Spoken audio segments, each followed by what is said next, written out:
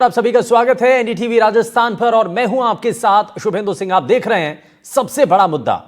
Kota medical college के अस्पताल में सुपर स्पेशलिटी ब्लॉक में चिकित्सकीय लापरवाही की हद हो गई है। जहां पैर में एक्सीडेंट जब हुई, चोट लगी और उसके बाद भर्ती किए गए एक मरीज यानी कि मनीष पांचाल की जगह पर उनके पिता के हाथ पर सर्जरी कर दी गई। 12 अप्रैल की यह घटना जब सामने आई तो अस्पताल में हड़कंप मच गया। हैरत की बात यह है कि मेडिकल कॉलेज प्रिंसिपल तक इससे अनजान थी। उन्हें भी अब घटना की जानकारी लगी और जब मरीज ने लिखित शिकायत दी, मनीष के साथ उनके पिता जगदीश वार्ड में अटेंडेंट के रूप में मौजूद थे।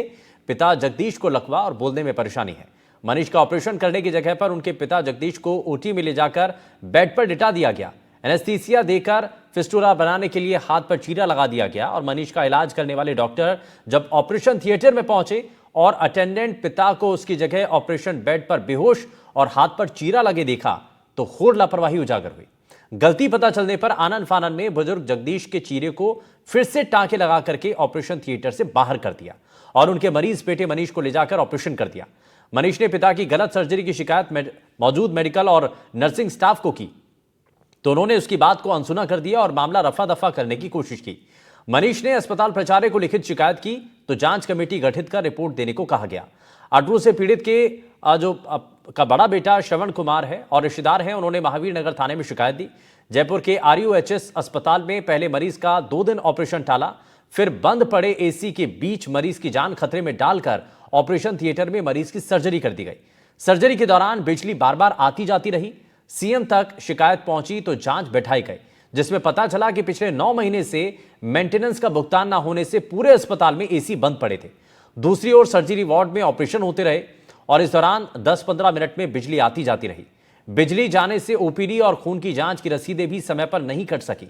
मरीजों की कतारें लग गईं और मरीजों रसीद काटने वाले स्टाफ में झगड़े की नौबत आ गई और ऐसी स्थिति एक बार नहीं बल्कि कई बार हो चुकी है। और इसीलिए आज सबसे बड़ा मुद्दा में हम चर्चा करेंगे ऑपरेशन तीमारदार पर। और सबसे पहले आपको जरा एक रिपोर्ट दिखाते हैं और उसके बाद इस चर्चा को आगे बढ़ाएंगे।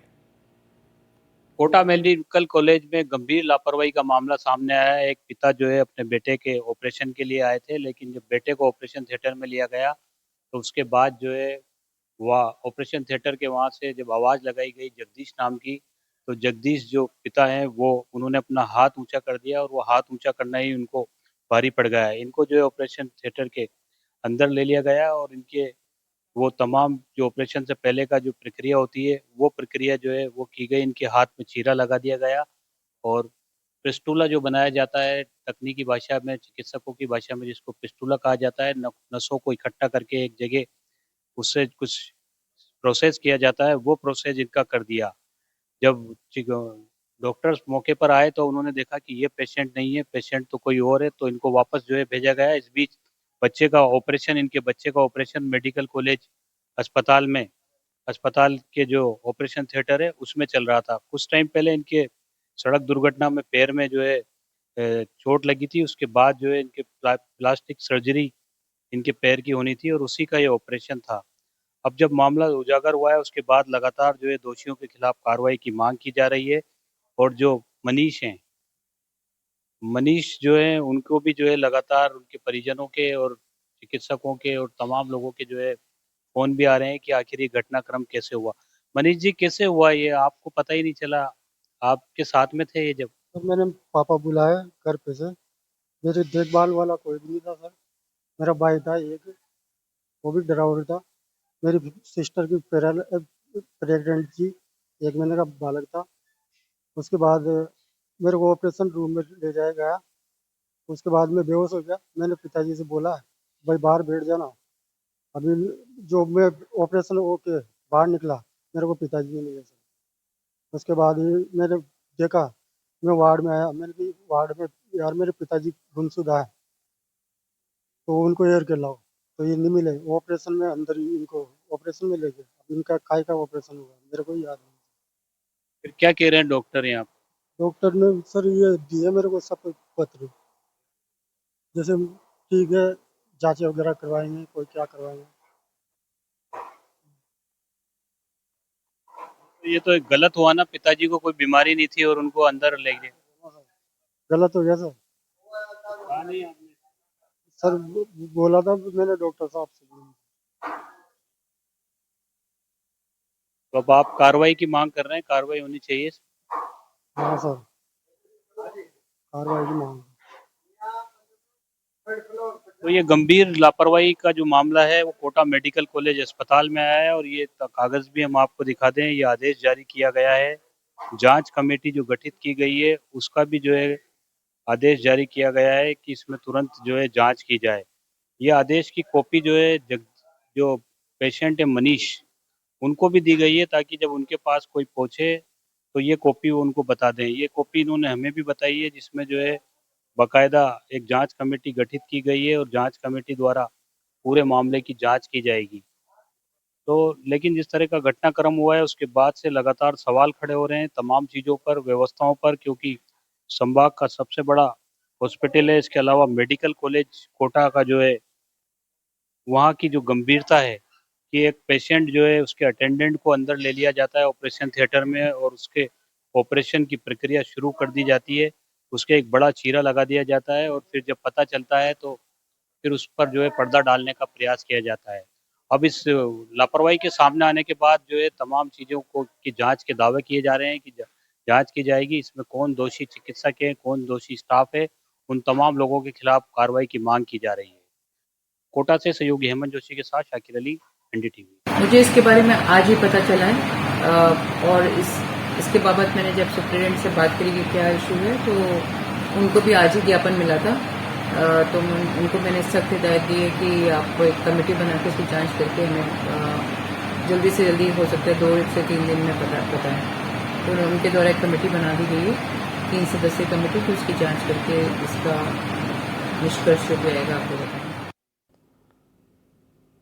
तो देखा आपने, एक मरीज अपने परिवार के साथ, परिजन के साथ जब अस्पताल में पहुंचा इलाज करवाने के लिए, तो वहां पर उसका इलाज करने की बजाय उसके जो परिवार के लोग वहां पर पहुंचे थे, उनके जो पिता पहुंचे थे, उनका वहां पर ऑपरेशन करने के लिए तैयारी कर दी जाती है। हालांकि बाद में जब उनको गलती का एहसास होता है तो मामले को रफा दफा करने की कोशिश की जाती है, लेकिन ये मामला दबा नहीं बल्कि सामने आ गया और इसकी एक एक तस्वीर हमने आपके सामने रखी है। अब जरा बहुत सारे सवाल हैं और इन्हीं सवालों का जरा जवाब तलाशने की कोशिश करेंगे कि कैसे ये सब कुछ हो गया, क्यों हुआ, लापरवाही ऐसी क्यों हो रही है और ये तो जान भी जा सकती थी। इसको जरा समझने के लिए हमारे साथ एक खास पैनल कार्यक्रम में जुड़ चुका है। जरा सबसे पहले आपको मिलवा देते हैं उनसे। हमारे साथ जीएमसीके के अतिरिक्त प्राचार्य डॉक्टर बीएस शेखावत जी कार्यक्रम में जुड़ चुके हैं। सर, बहुत स्वागत है आपका। हमारे साथ भारतीय जनता पार्टी से प्रवक्ता डॉक्टर निमिषा गौड़ जी कार्यक्रम में है। निमिषा जी, बहुत स्वागत है। और हमारे संवाददाता कोटा से शाकिर अली हमारे साथ जुड़ गए हैं। इससे पहले हमने शाकिर की रिपोर्ट दिखाई थी, लेकिन शाकिर, अभी इस मामले को लेकर के क्या कार्रवाई हुई? एक जांच कमेटी बना दी गई है और वो तय करेगी गलती कहां पर हुई, कैसे लापरवाही हुई।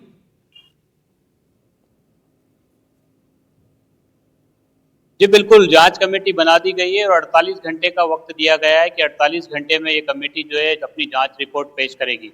लेकिन अभी कुछ देर पहले ही जो अटरू, जो 12 के नज़दीक कस्बा है, वहाँ के रहने वाला था परिवार, तो उनके परिजन और रिश्तेदार पहुंचे हैं और उन्होंने महावीर नगर थाने में भी एक परिवाद दिया है जिसमें उन्होंने साफ तौर पर जो है तमाम जो काम हुआ है, अस्पताल में जो लापरवाही बरती गई है, उस पूरे मामले में जो है पुलिस से भी कार्रवाई की मांग की है।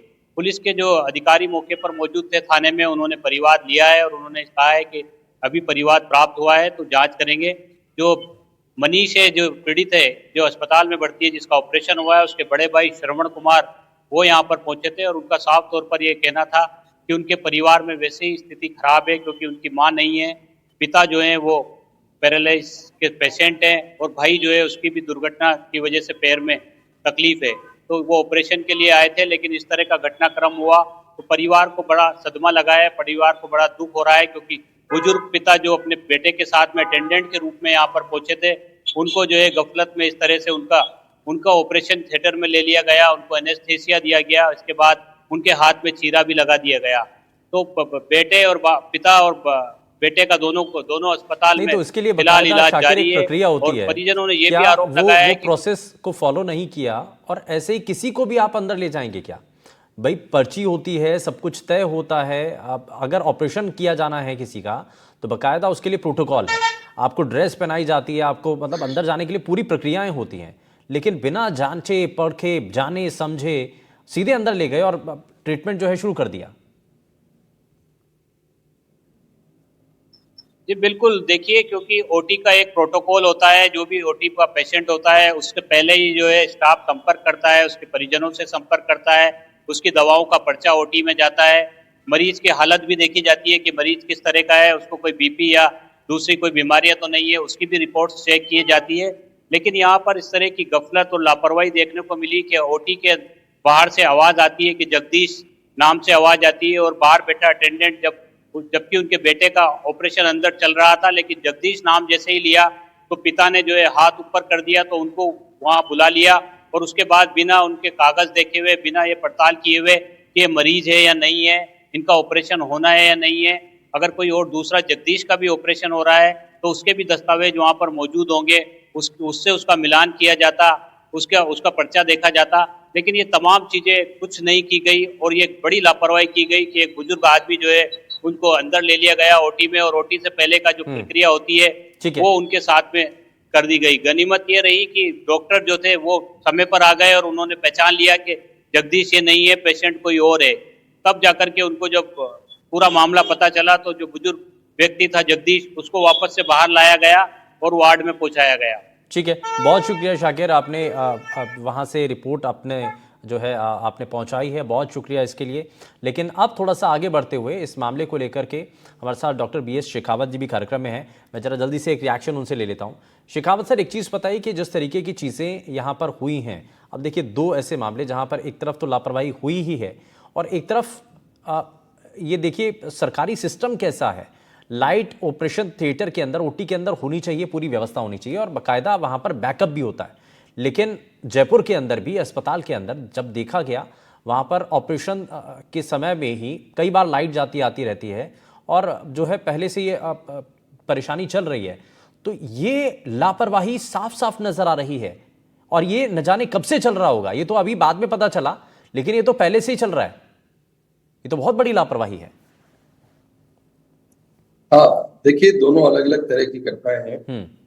जो कोटा में जो हुआ है वो निश्चित रूप से गंभीर विषय है और इस पे जैसा कि आपने बताया, जांच कमेटी की रिपोर्ट आने के पश्चात ही कोई निर्णय लिया जाएगा कि किस व्यक्ति की गलती है, उसमें जिम्मेदारी तय की जाएगी। और आप विश्वास मानिए, अगर जिसने भी अपनी जिम्मेदारी ठीक से नहीं निभाई है उसके विरुद्ध एक्शन होगा, अवश्य होगा। पर इसमें एक बात मैं और भी कहना चाहता हूँ जी, ये जो लोग इसमें काम करते हैं वो हर बार उनको प्रोटोकॉल का ठीक से पालन करना चाहिए। अगर आप कहीं भी थोड़ा सा भी अपने प्रोटोकॉल से हटते हैं तो कुछ न कुछ वारदात हो सकती है, कुछ परेशानी हो सकती है। अब किसकी कितनी जिम्मेदारी थी और किसने ये सब किसकी लापरवाही से हुआ, ये तो जांच के बाद ही सामने आएगा। लेकिन जैसे हम लोग देखते हैं, एयर होस्टेस वर्षों तक रोज वो बताती है कि आपको इमरजेंसी में हो तो क्या करना चाहिए। जो लोग फ्रिक्वेंट ट्रेवलिंग करते हैं उनको पता है, ये तो हर बार बताया जाता है, लेकिन वो अपने प्रोटोकॉल को नहीं छोड़ते, वो हमेशा हर चीज को दोबारा बताते हैं। ऐसे ही जो नर्सिंग स्टाफ है या जो ट्रॉली बॉय है या जो जूनियर डॉक्टर्स हैं और सीनियर डॉक्टर्स हैं, उनके सबकी अपनी अपनी जिम्मेदारियां हैं। हॉस्पिटल में सारी गंभीरता से काम होना चाहिए और होता भी है, लेकिन इस केस में इसका एक कारण और भी हो सकता है सर। ठीक है, ये एक चीज है, लेकिन मरीजों का दबाव एक बड़ा कारण हो सकता है। ये भी समझा जा सकता है कि भाई अस्पतालों के अंदर पेशेंट की संख्या ज्यादा हो रही है, इसलिए बहुत ज्यादा प्रेशर है। लेकिन अगर ऑपरेशन थिएटर के अंदर कोई मरीज जा रहा है तो वहां पर तो बहुत ज्यादा चौकन्ना होने की जरूरत है, बहुत सावधानी बरतने की जरूरत है। हाँ, बिल्कुल सही बात है कि गैलरी में बहुत सारे लोग बैठे होते हैं और किसी को भी ऐसे आवाज दे के बुला करके और ऑपरेशन थिएटर में ले जाना, ये थोड़ा समझ से परे है। वास्तव में होता ये है कि जिन लोगों के ऑपरेशन होते हैं उन लोगों को दूसरों से अलग किया जाता है, उसको एक निश्चित स्थान पे बिठाया जाता है और उनकी ड्रेस और दूसरी चीजें जो जैसा अभी आप लोग जिक्र कर रहे थे, ये सब चीजें करने के पश्चात ही उनको ले जाते हैं, उनको ठीक से आइडेंटिफाई करते हैं कि भाई ये वही व्यक्ति है जिसका ऑपरेशन होना है। और प्रिलिमिनरी जांच उस वक्त भी होती है जब वो थिएटर में ले जाया जा रहा होता है। तो ये कहीं भी इस तरह की गुंजाइश होनी नहीं चाहिए, पर इसमें जिसकी भी लापरवाही से ये सब कुछ हुआ है या किसकी कितनी गलती है, ये तो जांच के बाद ही पता लगेगा। लेकिन ये निश्चित रूप से गंभीर घटना तो है और इसमें सारे मेडिकल कॉलेज के स्टाफ को हमको सबको सोचना तो पड़ेगा कि ये इस तरह अगर होता है तो ये ठीक है, ये बहुत ज्यादा नहीं हुआ, अदरवाइज ये बड़ी घटना भी हो सकती। सर गनीमत रही कि कुछ बड़ा मामला नहीं हुआ, ये तो बहुत ज़्यादा मुश्किल हो जाती, जान तक बना सकती थी। खैर मैं इस पर शेखावत सर आपसे जानूंगा कि आखिर इसमें प्रोटोकॉल क्या कहता है, अगर ओटी में जाता है कोई पेशेंट तो उस वक्त किन किन बातों का ध्यान रखना चाहिए और क्या क्या किया जाता है, उस पर भी बात करेंगे। लेकिन मैं इसमें निमिषा जी को जोड़ रहा हूँ। निमिषा जी, अब ये देखिए प्रदेश के अलग अलग हिस्सों से ये कुछ तस्वीरें हैं और दो ऐसे बड़े मामले सामने आए हैं जो बहुत हैरान करने वाले हैं। आप देखिए कोटा के अंदर जिस पर बात की ही जा रही है कि जिस पेशेंट का वहां पर ट्रीटमेंट होना है, जिसका इलाज होना है, उसकी जगह पर उसके पिता जो उसके साथ में पहुंचे थे उनके लिए ही ऑपरेशन की तैयारी कर दी गई थी। वो तो गनीमत रही कि डॉक्टर वहां पर समय पर पहुंच गए, नहीं तो कुछ भी हो सकता था। देखिए शुभंत जी, बहुत ही जो ये घटनाक्रम है ये बहुत ही दुखद है और निश्चित तौर पर इसमें त्वरित कार्रवाई करते हुए सरकार ने कमेटी बनाई है जिससे इसमें जिसकी भी व्यक्तिगत लापरवाही रही है वो लापरवाही सामने आए और विभागीय कार्रवाई उस पर की जाए, क्योंकि डॉक्टर को भगवान समान माना गया है और भगवान की शरण में जाकर के पेशेंट ठीक ही होता है। और निश्चित तौर पर इसके लिए त्वरित कार्रवाई दिखाते हुए हमारी सरकार ने संवेदनशीलता के साथ में त्वरित कार्रवाई की है। और दूसरी बात, जो दूसरा घटनाक्रम आपने बताया, उसके हॉस्पिटल के अंदर एयर कंडीशन न चलने के कारण वहाँ के विभागाध्यक्ष को निलंबित किया गया, अधिकारियों को, वहाँ के जो डॉक्टर उनको निलंबित किया गया कि आप बताइए, कारण बताइए कि इसका एयर कंडीशन क्यों नहीं चल रहा है। क्योंकि भारतीय जनता पार्टी की सरकार है, वो त्वरित कार्रवाई और संवेदनशीलता के लिए हमारे मुख्यमंत्री जी स्वयं सक्रियता से सभी जगह व्यक्तिगत रूप से मिलते हैं और जांच और कार्रवाई तुरंत करते हैं। और हमारे स्वास्थ्य मंत्री जी ने स्वास्थ्य विभाग में पारदर्शिता के साथ में और जितना तेजी से स्वास्थ्य विभाग में कार्य किया है, चाहे वो भर्तियां हो, चाहे अन्य सुविधाएं उपलब्ध करवाना हो, वो राजस्थान के लिए एक नवाचार है। लेकिन ये स्पेसिफिक जो घटना है, जो घटी है, दुखद घटना है जो घटी है, और ये लापरवाही है, व्यक्तिगत लापरवाही है, इसके लिए 3 सदस्यीय जो कमेटी तय की गई जिसमें विभागाध्यक्ष भी शामिल है, वो निश्चित तौर पे जो भी रिपोर्ट देंगे उसके आधार पर आगे। देखिए अच्छा, इसमें हमें और निमिषा जी एक चीज और, हम जिस पहलू पर भी बात कर रहे थे कि पेशेंट की संख्या सरकारी अस्पतालों के अंदर बढ़ रही है, ये एक डॉक्टर्स के लिए बहुत बड़ी परेशानी है और हम इस पर पहले से ही चर्चा करते आए ही हैं कि जितना एक कम से कम समय देना चाहिए एक पेशेंट को, वो डॉक्टर नहीं दे पाते हैं। और यही वजह है कि इस तरीके की गड़बड़ियां या इस तरीके की जो मामले हैं वो सामने आते हैं। इस पर मैं जरा जवाब लूं, लेकिन उससे पहले हमारे साथ senior surgeon doctor Pankaj Kumar Sinha ji भी कार्यक्रम में जुड़ चुके हैं। पंकज जी, बहुत स्वागत है आपका एनडीटीवी राजस्थान पर। सर, ये 2 घटनाएं अलग अलग और ऐसी इससे पहले कई घटनाएं सामने आ चुकी हैं जिसमें कई लापरवाही की तस्वीरें हैं। कोटा में एक पेशेंट जिसका ट्रीटमेंट होना था, उसकी जगह पर उसके पिता को ऑपरेशन थिएटर में ले जाया जाता है, लेकिन वो समय रहते हैं क्योंकि डॉक्टर की टीम पहुंच जाती है, डॉक्टर्स वहां पर पहुंच जाते हैं, तो इसलिए ऑपरेशन नहीं होता, बच जाते हैं वो। लेकिन इसको लेकर के सबसे पहले आपका रिएक्शन और कहां किस स्तर पर आपको इसमें लापरवाही नजर आ रही है? नहीं, ये बहुत अनफॉर्चुनेट है, प्रॉपर प्लानिंग नहीं हुआ इसमें। एंड पहले सर्जरी के लिए पहले हम जो प्रोटोकॉल होना चाहिए, पेशेंट से सर्जन का एक इंटरेक्शन होना चाहिए एंड काउंसलिंग होनी चाहिए। और सर्जरी के पहले एक चेकलिस्ट होता है, चेकलिस्ट में 8-10 पॉइंट हैं, वो सारे चेकलिस्ट पहले सर्जरी के पहले प्री ऑपरेटिव रूम में ही सारे चेकलिस्ट से उसको क्लियरेंस होना चाहिए कि पेशेंट का नाम क्या है, पेशेंट कहाँ से आया है, उसको बीमारी क्या है, उसकी सर्जरी क्या है, उसके सर्जन कौन है, किस साइड का है वो, और किस तरह के एनेस्थीसिया में होने हैं, एनेस्थीसिया के कॉम्प्लिकेशंस क्या हैं, सर्जरी कॉम्प्लिकेशन क्या क्या हो सकते हैं, ये सब प्री ऑपरेटिव स्टेज पे क्लियरेंस होना चाहिए। दूसरा, जब हम ओटी के अंदर जाते हैं तो चेकलिस्ट रीचेक होता है उसके अंदर। उसके अंदर ऑपरेशन थिएटर के अंदर पेशेंट ओटी टेबल पे आने के बाद ओटी के अंदर एक बोर्ड होनी चाहिए, बोर्ड पे number 1, 2, 3 point, there must be 10 at least 10 points, patient का नाम, सर्जरी क्या है, सर्जरी किस तरफ का है, सर्जरी के प्लान क्या है, कितना ब्लड लॉस होना है, सर्जन कौन है, एनेस्थेटिस्ट कौन है, क्या क्या कॉम्प्लिकेशन इसमें एक्सपेक्टेड हैं, और क्या क्या सर्जरी के लिए ब्लड और आई फ्लूइड या दवाइयाँ क्या क्या इसमें नीडेड हैं, और सर्जरी के बाद क्या प्लान क्या है, ये सारे चेकलिस्ट के हिसाब से सारे टिक मार्क होने चाहिए। दीज प्रोटोकॉल्स इनको फॉलो होना चाहिए, तब हम इस तरह की चीज़ों से ठीक है, आगे निकल सकते हैं। हाँ, तो यानी कि ये बेसिक चीज़ें हैं जो कभी भी ऑपरेशन थिएटर के अंदर कोई भी पेशेंट जब जाता है तो उसके लिए ये सब तैयारियां की जाती हैं, ये सब चीज़ों का बहुत ज़्यादा ध्यान रखा जाता है। लेकिन कई बार ऐसा नहीं होता है, ऐसा कई बार नहीं होता है और उसी की वजह से ऐसी घटनाएं सामने आती हैं। शेखावत सर, इसमें क्योंकि ज़्यादातर तो ऐसा फॉलो किया जाता है, आपने भी बहुत देखा है और पंकज जी ने भी देखा होगा, मैं उनसे भी उनका एक्सपीरियंस जानूंगा। लेकिन इस कहाँ दिक्कत कहाँ आती है? जैसा आप पहले भी बता रहे थे कि जहाँ सिस्टम से हटे आप, जहां आपने जो तय मानक हैं, जहां आपने उनको फॉलो करना छोड़ा, वहीं पर आकर के गड़बड़ी हो जाएगी फिर। आपको कहना चाहता हूँ, एक तो ये है कि सामान्यतः जिसका ऑपरेशन होना होता है उसको हम पहले भर्ती करते हैं, उसके बाद उसके रूटीन इन्वेस्टिगेशन किए जाते हैं, फिर उसका प्री एनेस्थेटिक चेकअप होता है और उसमें अगर कोई किसी तरह की कोई कमी पेशेंट में होती है तो जरूरत पड़े तो कार्डियोलॉजिस्ट की या किडनी के डॉक्टर की, जो भी उसमें परेशानी आती है उसकी इस पे ओपिनियन ली जाती है, उसका रिस्क असेस किया जाता है। पेशेंट को ऑपरेशन से पहले पूरी काउंसलिंग की जाती है कि उनको क्या क्या सावधानी बरतनी है, उनको रात को कुछ खाना नहीं है, उनको भूखे पेट रहना है, सुबह ये चीजें उनको फॉलो करनी है, उनको और उनके अटेंडेंट दोनों को समझाया जाता है। सर मैं तो कह रहा हूँ कि बहुत बेसिक पॉइंट है, उसमें एज का अंतर है, उसमें नाम देखिए आप, चले ठीक है नाम में अगर कंफ्यूजन हो गई, नहीं पता चल रहा कि कौन है, लेकिन एज का उसमें मेंशन होता है, उसमें तो साफ साफ पता चल सकता है। हाँ, वो सब चीजें, हाँ वो सब चीजें उनको देखनी चाहिए। आप पेशेंट का नाम क्या है, उम्र क्या है, उसका कहाँ का रहने वाला है, पिताजी का क्या नाम है, और कई बार तो मार्क ऑफ आइडेंटिफिकेशन भी आइडियली लिखने चाहिए कि उसमें कोई पहचान का चिन्ह भी होना चाहिए। इस पर्टिकुलर पेशेंट के बारे में ये कहा जा रहा है कि उनको थोड़ा सुनने में भी दिक्कत है और उनको थोड़ा बोलने में भी दिक्कत है।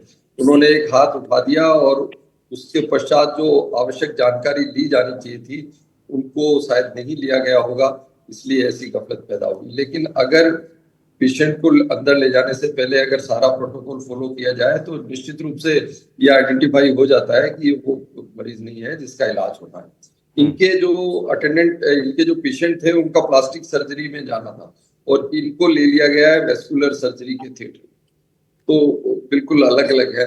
उनके बेटे का ऑपरेशन प्लास्टिक सर्जरी में होना था और इनका खुद को इन्होंने वेस्कुलर सर्जरी में इनको ले जाया गया। ठीक है, तो ये यहीं से बेसिक जो परेशानी थी वो सामने आ गई थी। मैं इसमें निमिषा जी को जोड़ रहा हूँ। निमिषा जी, अब देखिए जीरो टॉलरेंस की नीति पर सरकार काम कर रही है, लेकिन अगर ऐसे मामले सामने आएंगे तो ये तो सरकार की छवि पर भी बहुत बड़ा दाग लगेगा।